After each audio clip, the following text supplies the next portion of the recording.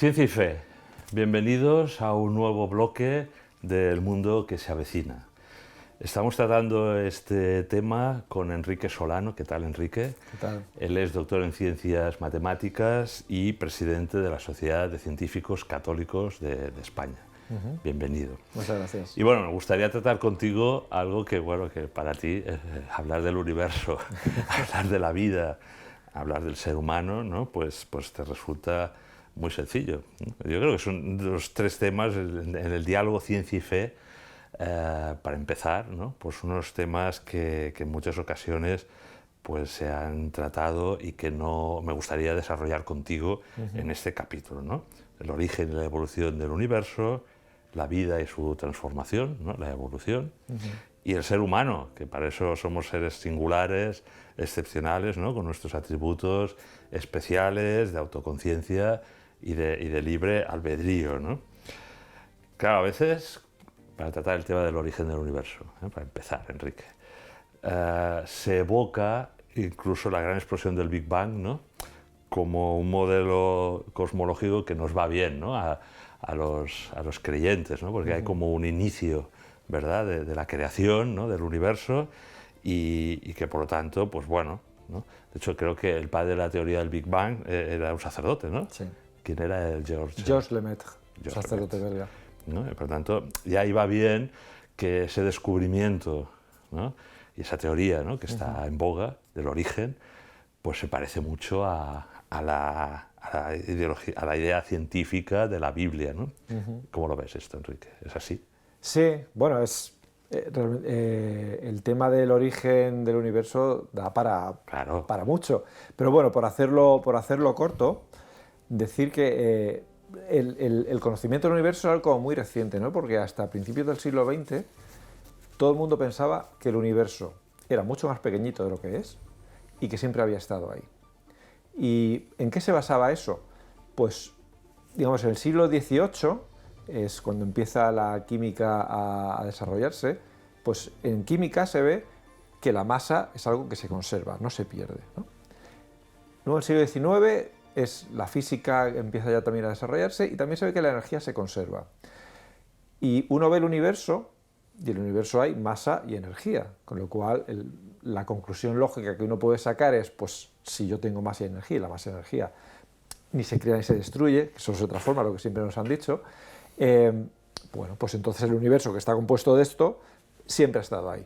Ha sido infinito y era una cosa, y es estático, es como un habitáculo en donde estamos, nosotros nacemos, crecemos, morimos y el habitáculo sigue, ¿no?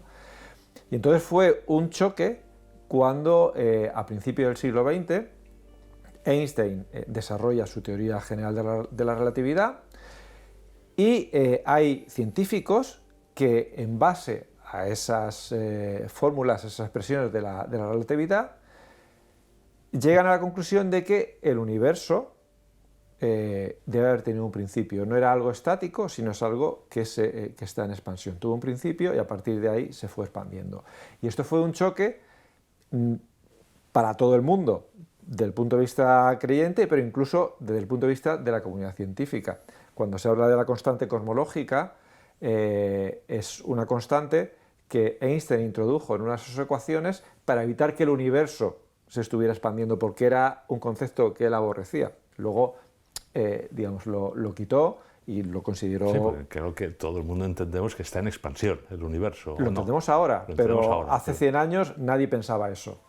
Y bueno, como digo, pues esto del tema de la constante cosmológica, el propio Einstein decía que había sido el mayor error que había tenido él. Entonces, digamos, ese desarrollo teórico de distintos científicos, entre ellos Georges Lemaitre, que es el padre del Big Bang, como luego algunos descubrimientos observacionales en telescopios que nos decían que efectivamente las galaxias se estaban alejando de nosotros. Hubo ahí ese aunar lo que la teoría nos decía con lo que la observación nos decía, y efectivamente hubo como un salto en que el universo era muchísimo más grande de lo que pensábamos y el universo se estaba expandiendo.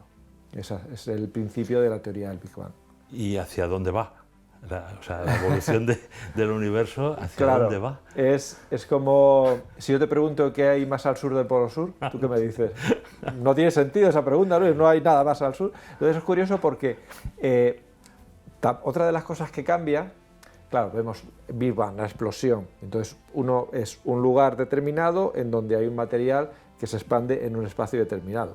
Nada de eso ocurre en el Big Bang, porque lo que decíamos antes del habitáculo ese que siempre había estado ahí y la gente aparece y desaparece, ya con el modelo cosmológico estándar, que es el nombre oficial de lo que normalmente se conoce con el nombre de la teoría del Big Bang, resulta que no solamente es la materia y la energía lo que aparece, sino que también aparecen otras dos magnitudes físicas como son el tiempo y el espacio.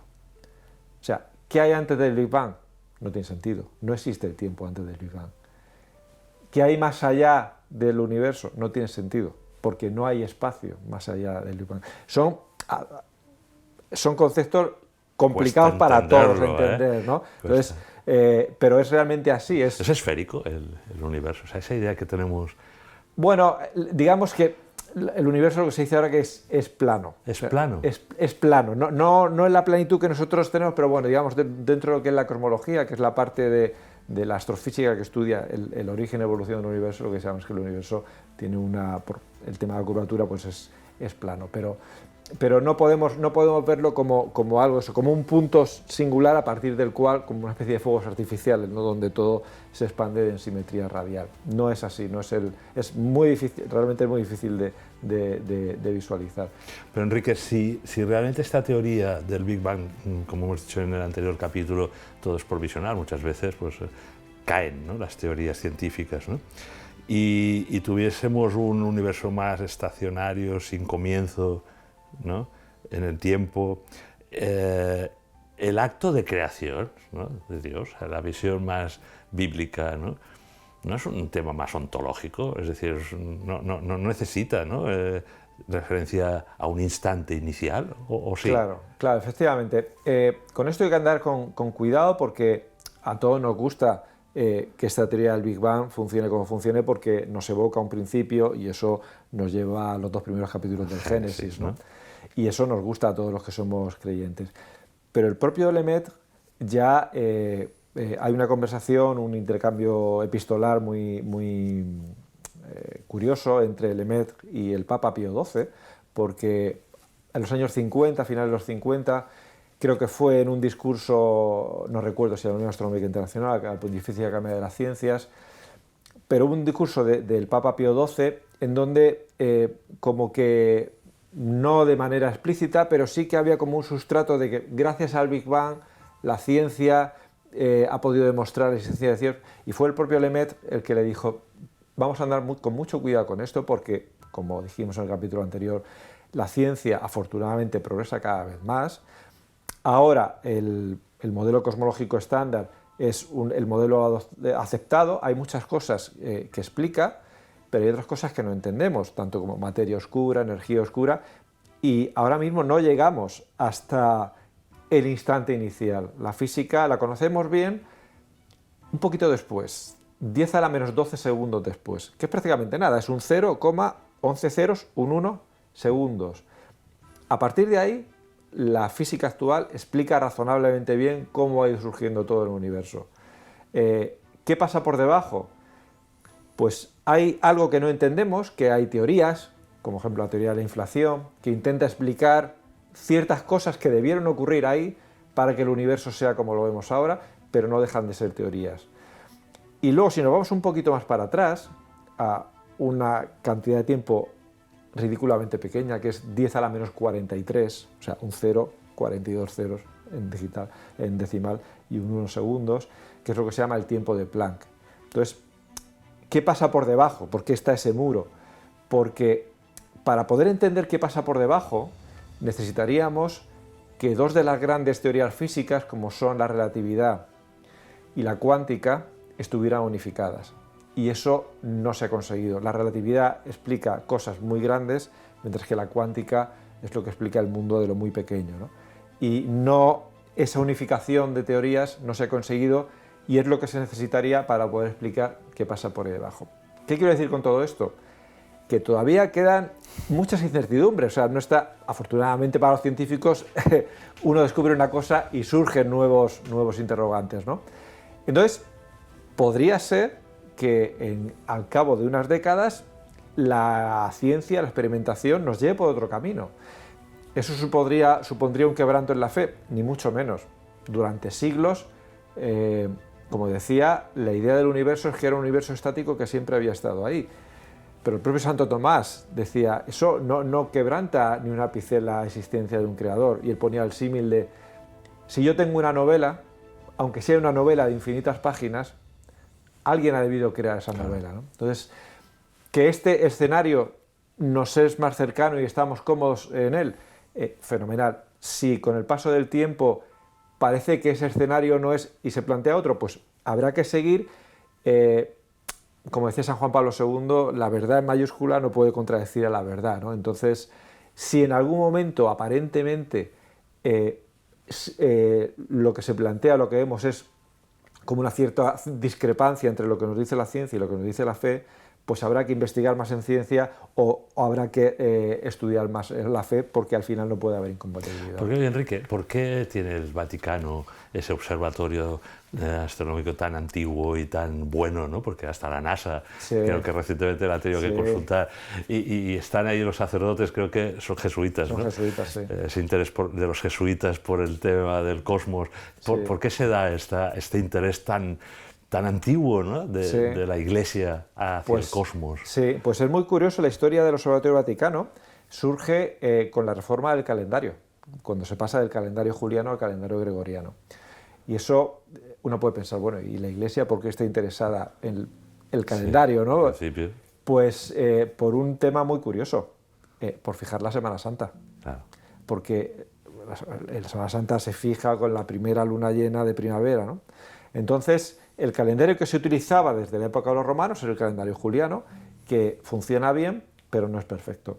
Entonces, al cabo de los siglos, tú vas acumulando un retraso, de tal manera que, llegado ya siglo XVI, lo que uno veía en el cielo, pues sabemos lo que ocurre en el cielo con las estaciones es cíclico, pues no se correspondía con lo que uno veía en el calendario. Había un desfase de días. Y claro, eso es un problema para fijar la Semana Santa, ¿no? Claro. Entonces la Pascua, ¿no? La Pascua, claro, efectivamente. Entonces, el Vaticano tenía especial interés en reformar el calendario y aportó entre medios y personal para resolver este problema, y ese fue el origen del primer telescopio que se construyó en lo que es el Vaticano, en lo que se reconoce el nombre de la Torre de los Vientos, ahí donde estuvo ubicado este primer telescopio, que con el paso de los siglos ha tenido diferentes ubicaciones. ¿Y lo de la Compañía de Jesús? ¿Por qué hay tanto interés? Yo creo que ha sido... ¿Es una casualidad? No, yo creo que los jesuitas siempre han estado muy interesados por todo lo que es conocimiento científico, realmente. Sí. No solamente en astrofísica, donde han hecho aportaciones muy buenas a lo largo de la historia, sino en otras ciencias, en vulcanología, en el conocimiento de terremotos, en un montón de cosas. Siempre han sido una congregación, una orden que ha tenido mucho interés por el desarrollo de la ciencia, y en este caso, pues históricamente es verdad que los sacerdotes astrofísicos que hay ahora del Observatorio Vaticano son jesuitas. Y algunas monjas por ahí, ¿no? ¿No hay unas monjas que estuvieron cartografiando? Explícanos esto. Claro, eso es un proyecto muy curioso, es un proyecto que se llama la Carta del Cielo. Sí.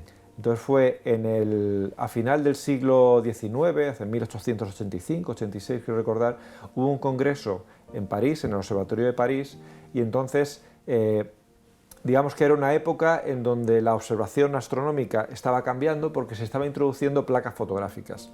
Hasta entonces la observación del cielo era a ojo desnudo, y eso, digamos, a la hora de, por ejemplo, cuantificar el brillo de las estrellas, pues tenía ciertos sesgos. No es lo mismo que tú estés observando una estrella al principio de la noche que al final de la noche, cuando ya tienes el ojo medio cerrado, y ahí digamos que tienes un sesgo por el puro cansancio, ¿no? Sí.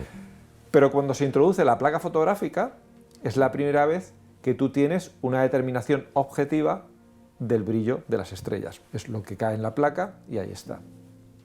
Entonces, como te decía, el director del Observatorio de París, el Observatorio Astronómico de París, hizo una reunión internacional y propuso un gran proyecto. Dice, vamos, con la misma instrumentación, los mismos telescopios, el mismo tipo de placas, vamos a cartografiar todo el cielo. Fue la primera gran colaboración internacional en astrofísica.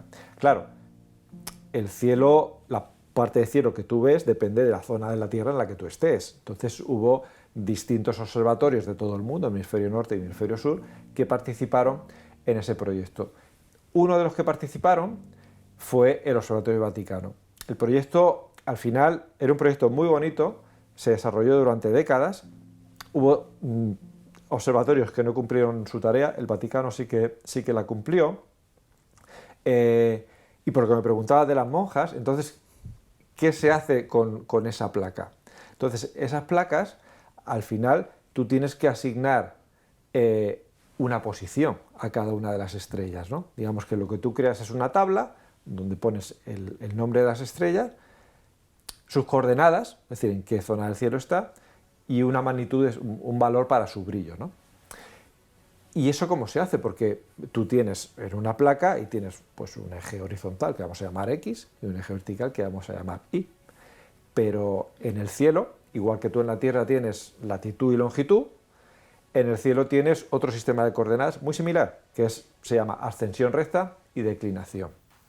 Entonces, lo que estas monjas hicieron fue, para cada una de las placas, tú tenías una serie de estrellas de referencia que sí que sabías tanto su posición X e Y en la placa como ascensión, recta y declinación, y son las que te servían de ancla. Es decir, esta la sé, y esta que tengo aquí al lado, no sé sus coordenadas, pero sé cuánto se ha movido en X y sé cuánto se ha movido en Y conozco la ascensión, recta y declinación de esta, pues sumo o resto y tengo las coordenadas de esta.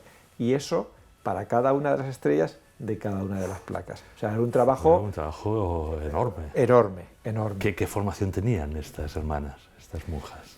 Pues no necesitaba realmente una gran formación, sino era una labor muy metódica, muy sistemática, mucha paciencia, muchísima paciencia, y de alguna manera interés por la ciencia, ¿no? Pues tenemos que ponernos en contexto, ¿no? Entonces estamos hablando de principios del siglo XX. Realmente, por desgracia, la forma en que la mujer podía acceder a la ciencia estaba muy recortado. Hasta relativamente hace pocas décadas eso seguía dándose, ¿no? Y realmente es un ejemplo muy bonito de, bueno, esa apertura, siempre está esta unión entre ciencia y fe, ¿no? Sí, sí, y mujer y religiosa. Efectivamente.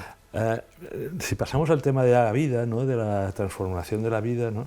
Bueno, ya hemos hablado de esa explosión inicial en el cosmos, pero también hay otro tema interesantísimo a destacar, que es la prodigiosa complejidad molecular de la vida, ¿no? y el enigma de todo lo que es la vida, la indeterminación cuántica, ¿no? El ajuste de muchas constantes de la naturaleza, ¿no? que si se hubiesen realizado de otra manera, con otros valores, pues saldría otra cosa distinta, ¿no? y que no habría permitido a lo mejor la aparición de los seres, la vida inteligente en este planeta, ¿no? ¿Cómo surge? No es casualidad, ahí hay algo que está en la línea del creador, ¿no? Aquí podría distinguir dos temas que también darían para mucho. Uno es lo que tú bien has dicho, que es algo que está aceptado tanto por científicos creyentes como por científicos ateos, y es que el universo, tal y como lo conocemos, está muy finamente ajustado. O sea, hay una serie de constantes en la naturaleza, por ejemplo, la constante de la gravedad. Para aquellos que hayan estudiado física, la física de bachillerato, esa G grande que me parecía, que tiene un valor de 6,67 por 10 a la menos 11 newton, bla, bla, bla. ¿Por qué ese valor? Y no 23.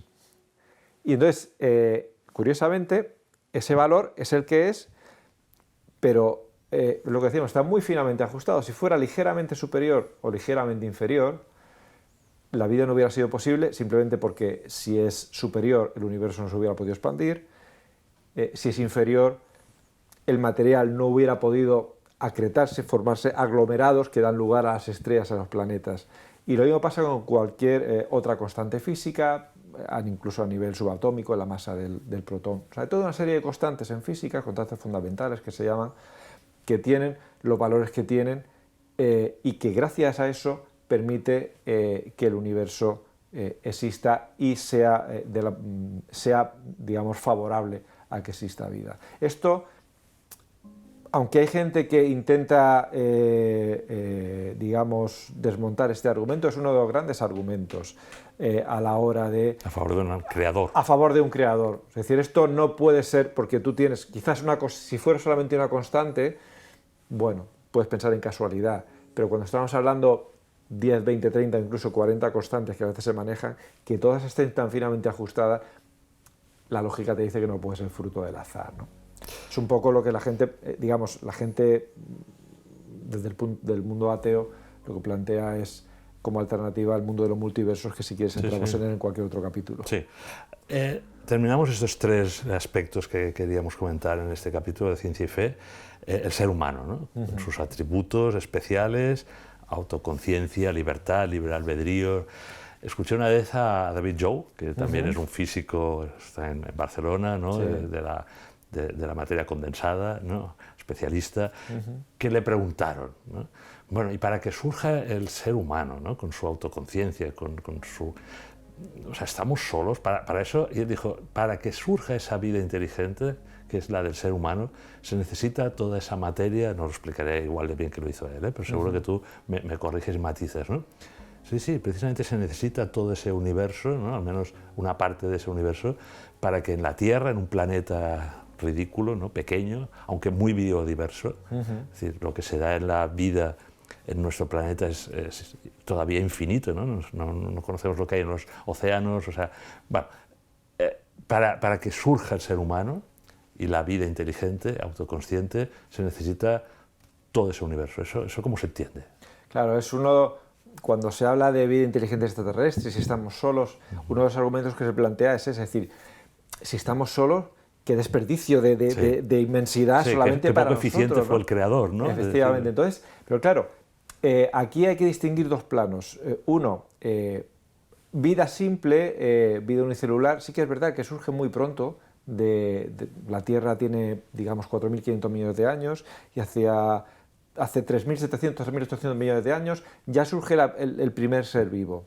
Entonces, pero dice, pues qué bien, ¿no? Debe haber vida por todos los sitios. Cuidado. Pero de ahí, 3.700 millones de años, de ahí hasta que, digamos, el Homo sapiens, o vamos a poner ese momento indeterminado donde el hombre es autoconsciente, son unos pocos cientos de miles de años, como mucho. Es decir, durante la gran parte o fue necesario que pasara todo ese tiempo, desde hace 4.500 millones de años hasta prácticamente ayer, para que apareciera el hombre. Entonces, volvemos a lo que decía antes cuando hablamos del Big Bang. En el Big Bang se crea materia y energía, pero también espacio y tiempo. Entonces, espacio y tiempo son dos magnitudes que están muy ligadas.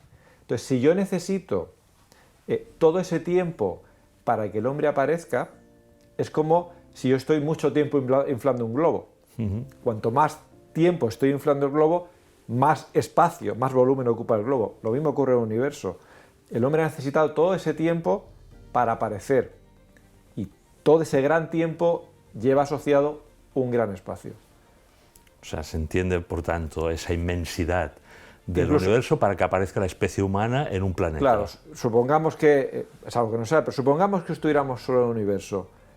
¿Por qué tanto espacio? Claro. Pues porque lo que nos dice la física, lo que nos dice la ciencia es que es necesario. Si es necesario tener mucho tiempo para que el hombre se desarrolle, necesito, como consecuencia debo tener un volumen grande, un espacio Eso grande. Es un consenso científico, tanto en ateos como en creyentes. Claro, eso es modelo cosmológico estándar. Se crea el espacio y el tiempo, se está expandiendo y conforme más pasa el tiempo, más espacio tengo.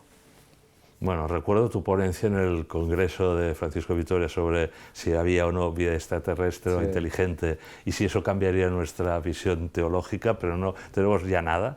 Tengo que cerrar el capítulo, a lo mejor salen otros, pero me pareció muy interesante, Enrique. Muchas gracias. Porque, no, más que nada porque siempre te lo preguntas, ¿no? Es decir, bueno, ¿qué hacemos aquí solos, ¿no? Y cómo es que nuestro Dios creador pues nos dio ese regalo que es el planeta Tierra, repito, con tanta diversidad y tan maravilloso y lleno de vida, ¿no? Enrique, te emplazo al capítulo siguiente y te doy las gracias por la claridad en los conceptos. Un placer estar aquí contigo. Gracias, Enrique. Gracias.